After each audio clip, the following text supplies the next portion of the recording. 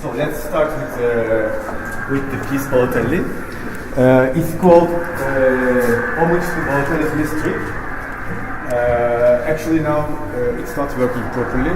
It should turn backwards slowly, but there is this screw. I have to tighten the screw.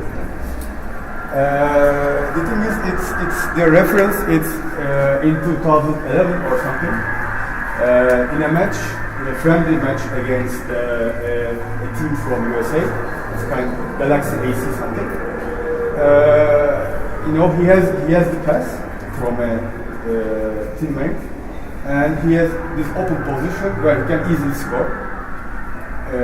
He runs to the ball, and suddenly he gives up. He relaxes.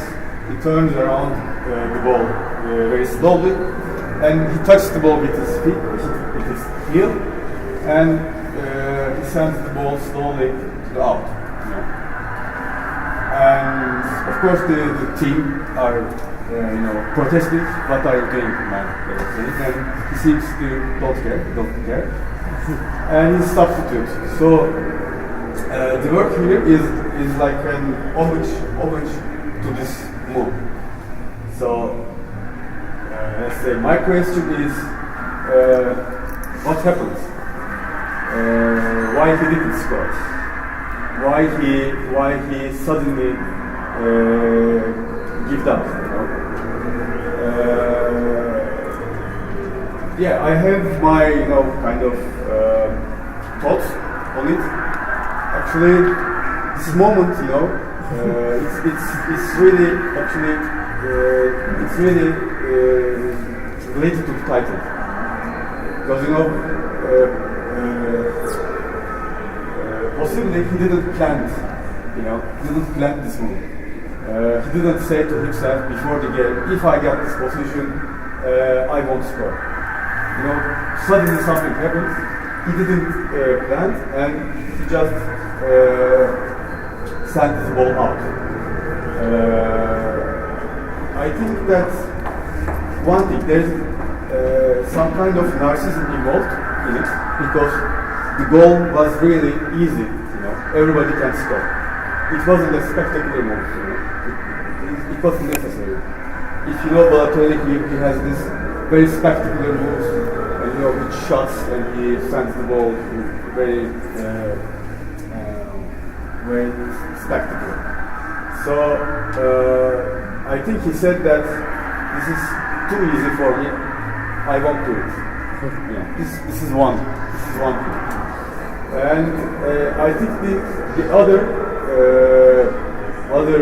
possibility is he made kind of a momentary strike against industry of football. He didn't want to score suddenly. And of course, nobody wants this kind of striker who just scores when he wants. He just doesn't score when he doesn't want. So, keep that in mind. And let's go to this piece.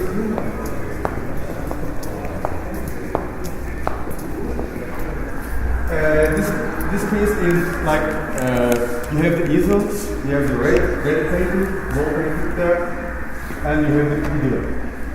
Actually, the work is called Collector's Wish. It's like, as you can understand from the title, the collectors. This is the work wished by the collector. Actually, what I've done is I invited the collector, and I asked him if he has something, an artwork in his mind. If he has an idea of an artwork. And then he said that, yes, I have one. And actually, his idea is, when he was a child, he used to listen this poem from his father, from his grandfather. And the poem tells a story about Richmond, 1911, in Turkey, Istanbul. It's a nouveau riche. It's a it's coming from Anatolia, the middle, let's say, middle Anatolia, and it's coming to the Istanbul new city, and he wants to be in the society. He wants to be someone culturally prestigious. So there is this trend of historical wall paintings, and he wants to have one historical wall painting. And he looks for a painter. He couldn't find, and suddenly someone comes up, and he says that I can do your historical wall painting. And he paints this painting, the wall. And the rich man, says, "What's this about? What's this red ball?" So,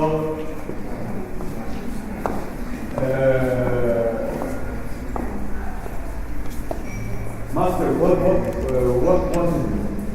You have painted red ball of red ball.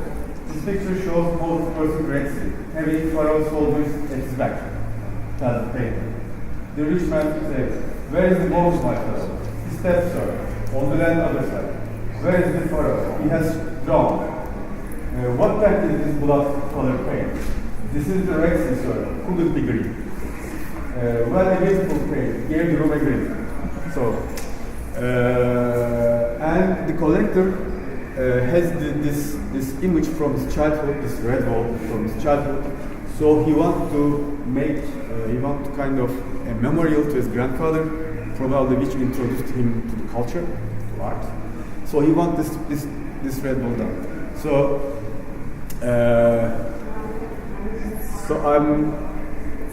I just helped him to do it. But actually, you'll see in the video,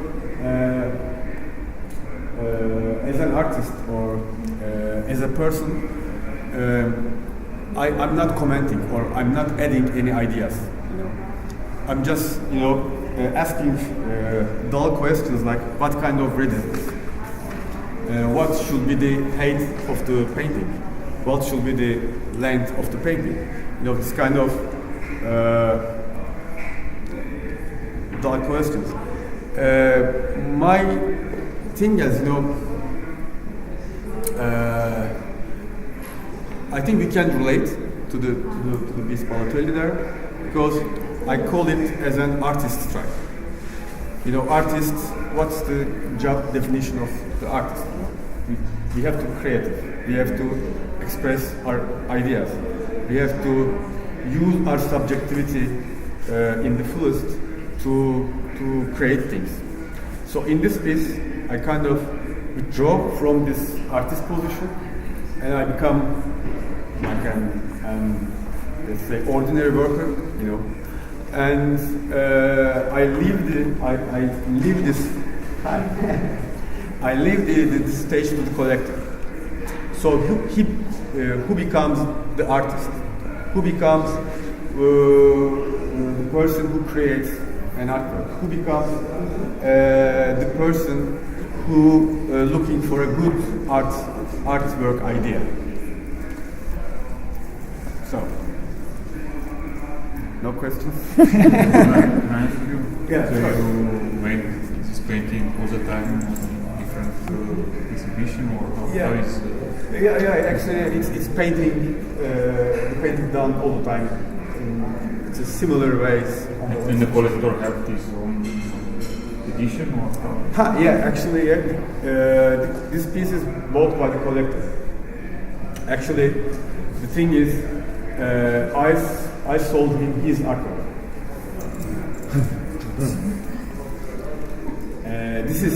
I think this is interesting because I'm saying that I'm not engaged in the work with my feelings, with my thoughts, let's say, with my cultural background. But I'm in the work as a kind of empty frame. The artist frame, because I'm providing him the stage, I'm providing him my connections. The work, the first version of the work is done in the gallery, because in my gallery, I offered him a connection. I think it's like I was in the position of an art patron. Usually art patrons offers the space to the artist in order that he express his ideas. In that work, I just provide the frame, provide the stage to the collector, and actually I think it's kind of a shortcut in the power relations in the artwork, in the art world, in the art scene. I'm not sure if I should go deeper in this.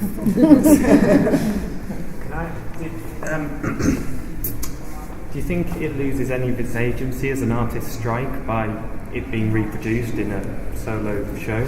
Any what? Does it lose any of its agency? Does it lose any of its agency?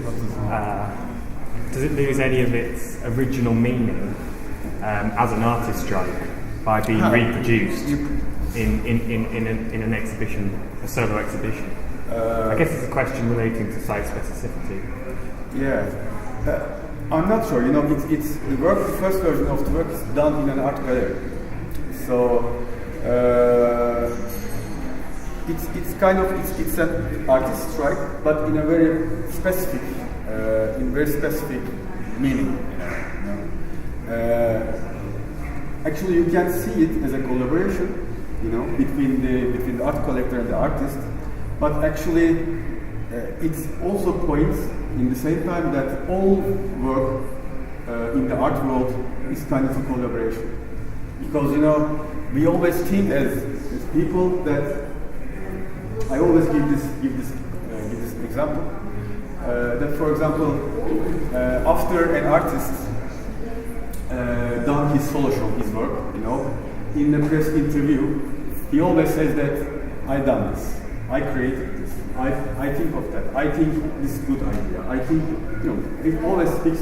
There is this mythology of an autonomous artist, creates things by itself, or herself. But actually, people involved in an art or people involved in any kind of work relation knows that nothing produced by kind of this autonomous person, because we have the gallery. Because forget the gallery, you have the audience. Remember the Roland Barthes thing that death of the author. It's done by the audience. And nowadays in the art world, which is getting more engaged with money, with capitalist subjects, let's say, like art patrons or private sector, anything. We have an audience, we have a spectator who is much more influential and important than the other viewers, other ordinary viewers. For example, when a collector buys an artwork and put it in his or her collection, the artwork, I think, changes its meaning. Mm-hmm. So that's my question in a way. That's my question. So whilst it's a strike against that kind of a financial capital in artwork, does it, by it being reproduced here, does it gain some sort of cultural capital that might have been an object of your critique initially? Yeah, of course. Actually, there is this, let's say, edge or frontier then with critique and complicity, and I kind of, in the work, I kind of propose ways of resisting, and I think the main thing is I ask questions. Do you think that is co-opted? Do you think that movie is recuperated, or ask questions like who is exploited and who is exploited and who is the exploiter and who is exploited actually? I think there is no clean-cut answer to this question, because I'm selling his artwork to him. and this is the usual thing that we, as people who produce, who works in factory, in office, there's this example of Ford, Henry Ford factory. Ford is, you produce the car, afterwards you go buy that car from a shop.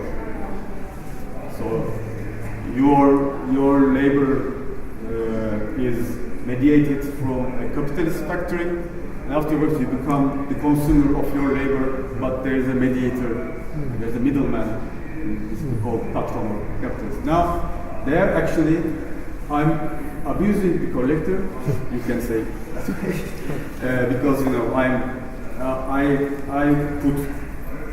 put the mechanism in place, and afterwards his artwork becomes an artwork through my mediation, and afterwards I sell his artwork to him. So I know this is kind of complicated, but that's the thing. Did you sell it as a limited edition?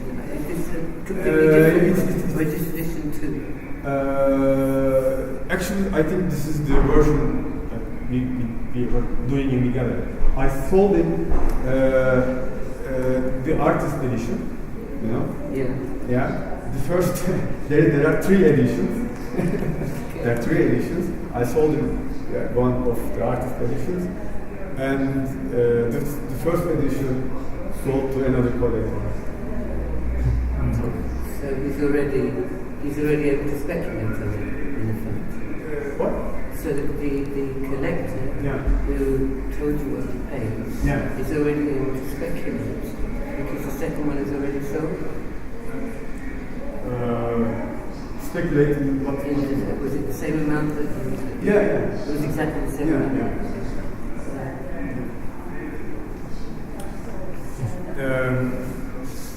Let's go there.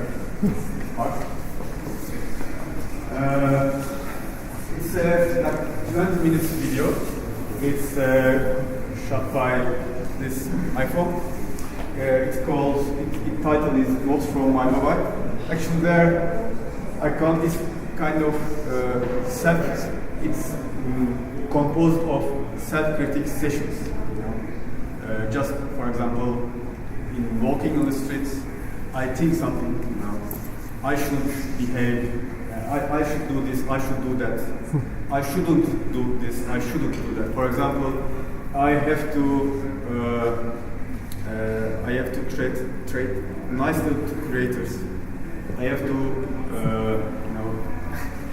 say hi when I saw them on the streets, because I said to myself, I'm not good at relations with people, with artists or creators or directors of the museum.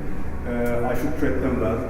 I should send my artworks when I've done something. When I've done some artworks, I should send them via email or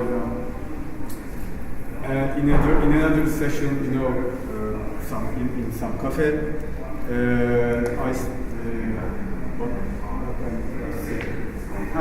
I said that my works are difficult to understand. They are complicated. I should make much more easy and simple works.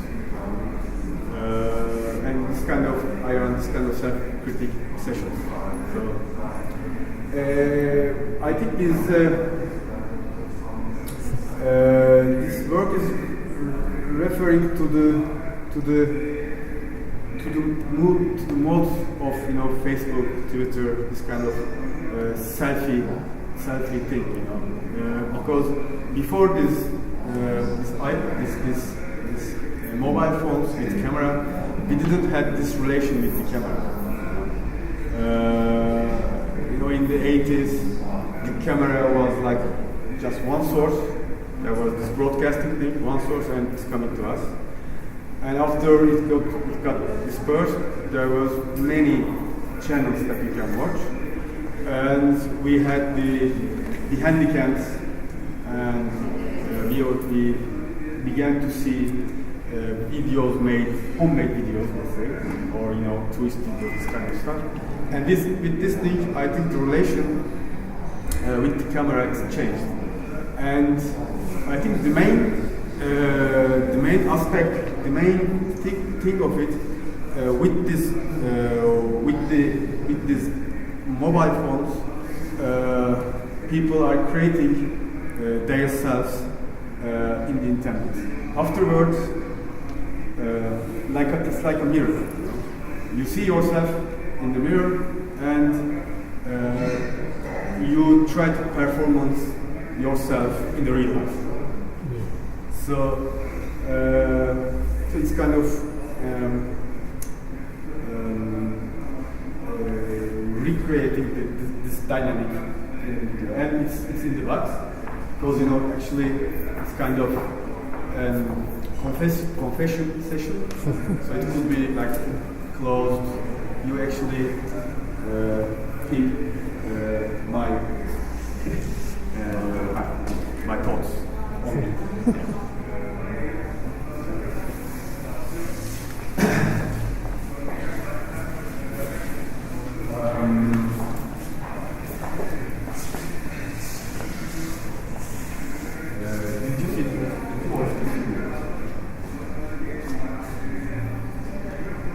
I can go inside.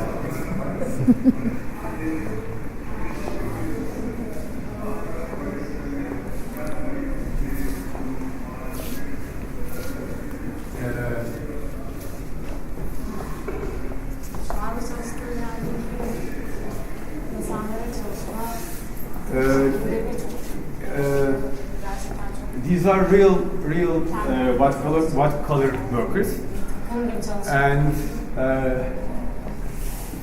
they are performing some yoga positions in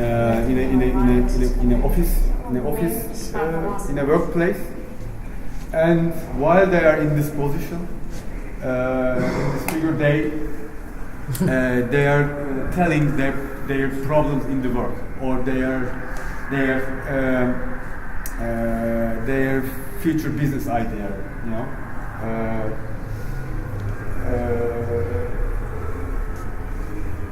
actually, when I think this is the warrior pose, and this guy was really a tough warrior in the workplace.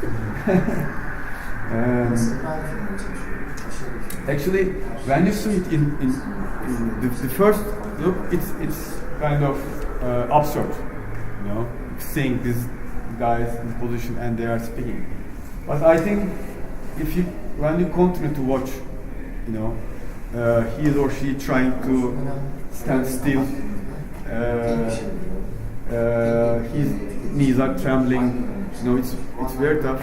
But they are trying to speak properly, as if they were standing in a normal, usual position. So I think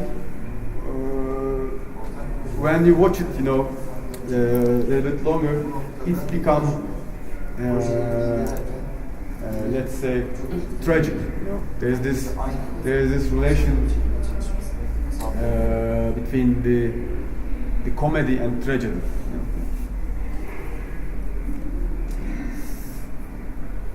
So I think it's kind of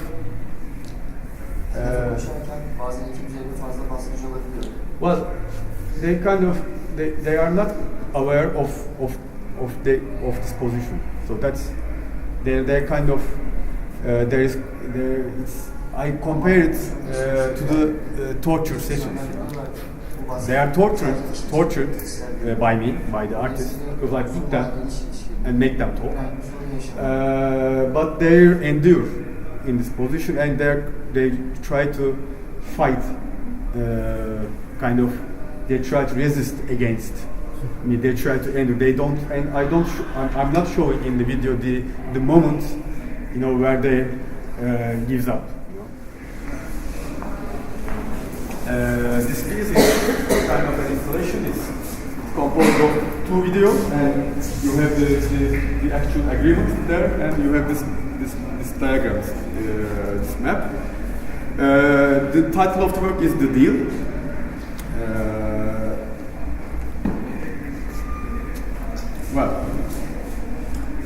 And freelance trader.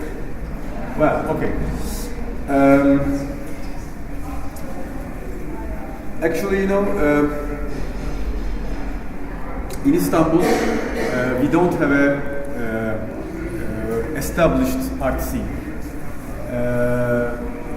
We have new, it's really new. In art market, it's really new, and the galleries they are new. We had some art markets based on conventional mediums like sculpture, painting, etc. But we didn't have any contemporary art market. It's new, but actually we don't have institutions to support artists. You know, mostly they are interested in not producing, not helping to producing the work, but just showing the work, and mostly they didn't pay any fee. So I thought that as an artist, like an ordinary person, I'm kind of face to face with the ordinary economical mechanisms. For example, in the life, you know, how a person get a job, or you go to apply for something, or what you do is asking for a bank for a credit, for a loan, and you spend it to your business plan. You know? And in 3 years, 5 years, you pay the interest with the capital to the bank, and you own your business, and you become a patron, you become an entrepreneur. You know? So I think that's kind of a neoliberal free market model that is proposed to us. You know? Nobody says anymore, go apply for a job, work there for 30 years and retire. You will have a house near the sea. Your children will go to the public school. They will be educated. No, that's not the plan anymore. The plan is you take the loan, you take the loan, you create a business plan, and you become your own patron. So that's kind of actually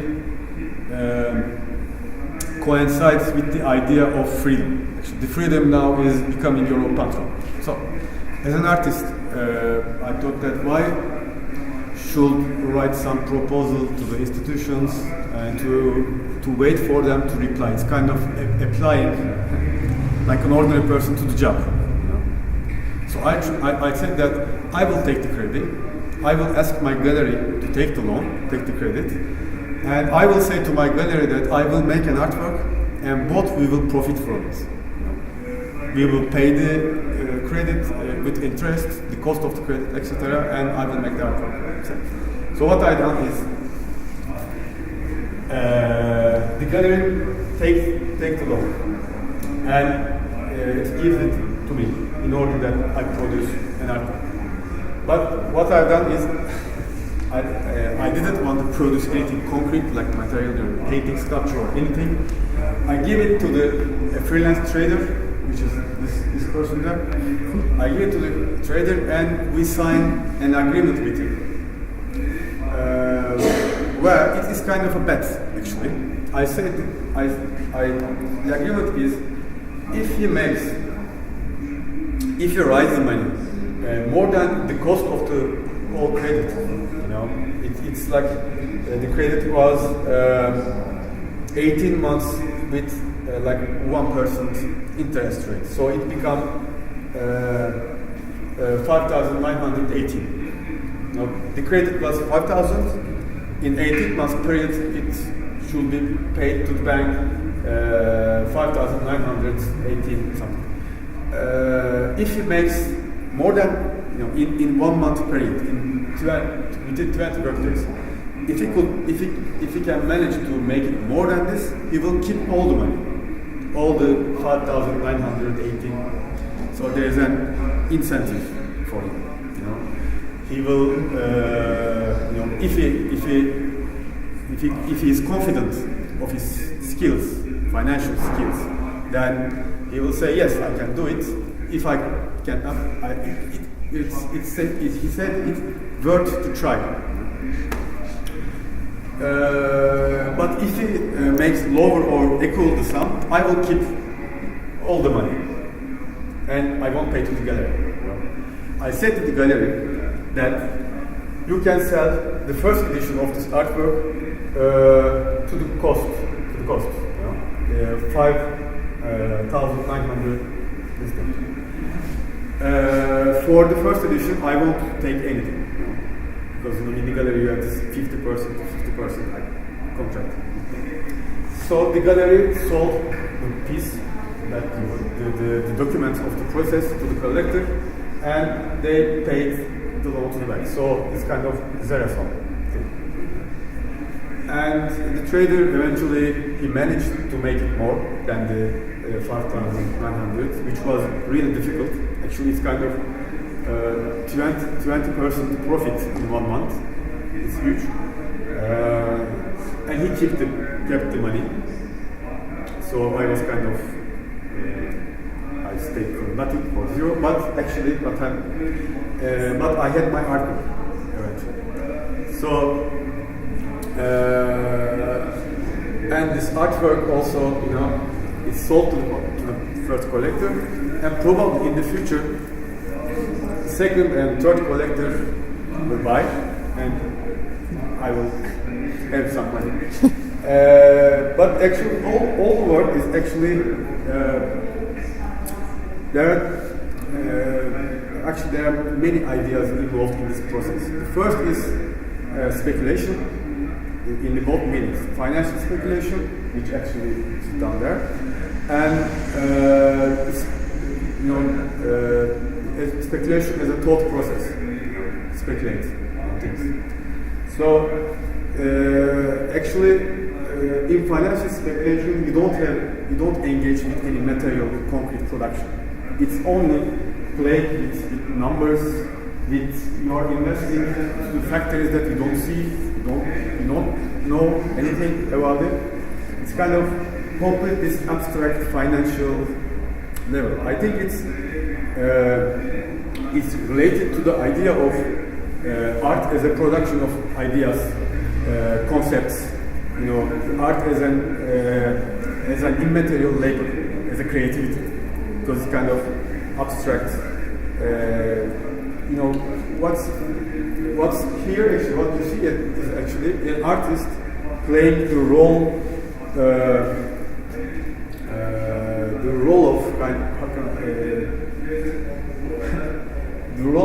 of a person. It's kind of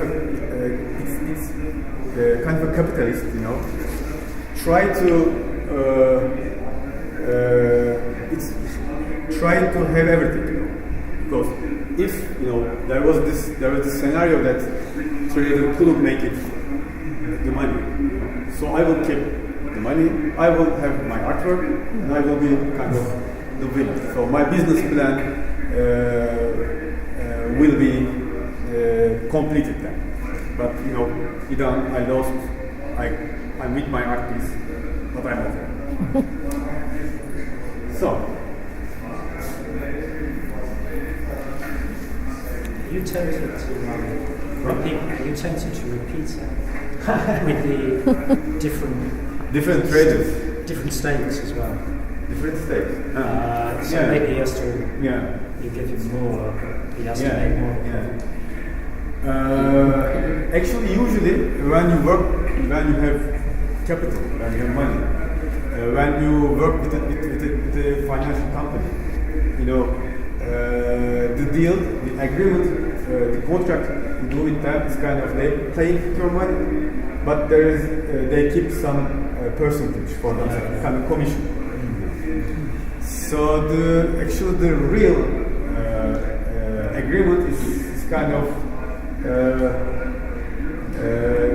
the person who has the capital takes the risk. And the middleman, the agent, the financial company, actually they are kind of in a secure position. Here actually our agreement was kind of the winner takes it all. You know, that was the thing. It's kind of really. It was a gambling thing. It was completely irrational. You know, in financial economics, the specialists, you know, they mostly try to tell us that everything is rational. It's economics, it's a science. Actually, we know that it doesn't. We experience that the economy is not an exact science. You know, it's kind of based on some assumptions that we doubt actually. So I think this also references this kind of with this idea of gambling, this kind of reference to the absurdity of this the economy. You know, it's 18-month rate. Interest rate, and if you invest in stock market and if you play well, if you invest in the right time, right factories, you can make like 20% profit in 1 month. So it's kind of yes, and the idea with the finance is that they're saying that you don't have to work. Just you have you know what to invest. How, when to invest, and with this information, without working, you'll become rich. So that's the idea that we actually all have in our minds. So, for example, this guy has this possibility that he will make money without working. So you know, I try to understand his psychology. In the first day, when this is the timeline of this 20 work days. Okay? You know, he gained. For example, the first day, the second day was good for him. The third day, he was down. He lost. Actually, there, but he was invested some labor and some emotion to the thing, and he started to struggle again, you know. And here actually he done well, and he's going on. Actually, his psychology kind of he invests some time in this project, and after a while he couldn't get out because he already spent some energy. You know, he couldn't let it down. Now I quit. He couldn't say that because he already invested. He is already into it. I think this feeling of being into it and try to not to quit, try to stay there, try to kind of struggle. It's also reference to the video in this class control. These people who are into it and they don't want to lose, they don't want to quit because it's kind of the failure. It means failure, you know? And we don't want to fail. I don't know why, but we don't want to fail. We have this very strong idea of not failing, you know? And he is now. I think he after some time he is captured by the game here, by the game that I make him that I put him inside. Yeah. How many hours he works every day? Do you count? Actually, I didn't count, but you know, when the stock market opens, he's there. It's like it's 9 o'clock, I think, till 5. He's working on this thing. Actually, and this video is 1 hour and without any editing. It's real-time video. Here, just I wanted to show the real relation with finance. Actually, you know, for example, this film, you know, Martin Scorsese's film, Wolf of Wall Street. Mm-hmm. You know, it's kind of shows the excitement. You know, the hyper energetic people. You know, there is a big amount of money. But actually, the finance, you know, the work, it's like this. It's boring. Most of the time you wait. you wait something to happen. It's kind of, actually the feeling is you don't have the agency to change anything. You just wait the waves and you just try to find your way. I think it's yes, and it's different than this high finance rich people. It's kind of the lower and the ordinary person who try to find his way in the storm. And you were the one client during this period of time, or you have different clients? No. Actually, you are just one client. He plays. He dedicated his whole time for you. Yeah, that's one. Actually, he has his own money, his own capital. And playing in the stock market, he tried to gain some money and he lives with that. How much would he normally earn in a month? I don't know, but it depends. He told me that this was exceptional, this 25% profit. But I think I didn't know, but he was very clever. Actually, he's graduated from mathematics. Afterwards, he made an MA in finance, and that's why he's kind of calculates and knows how to think. And he played. We put the money in a financial company. They were kind of mediating because in order that you play from your house, you can do it if you will work with a bank or with a financial company.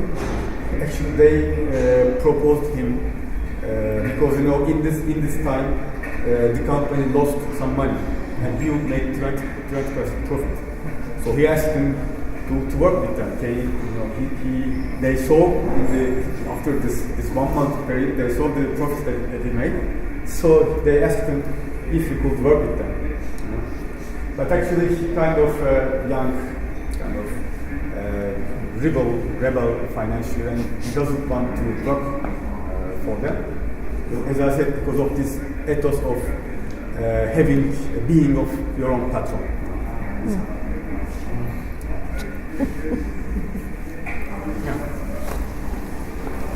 Let's go downstairs.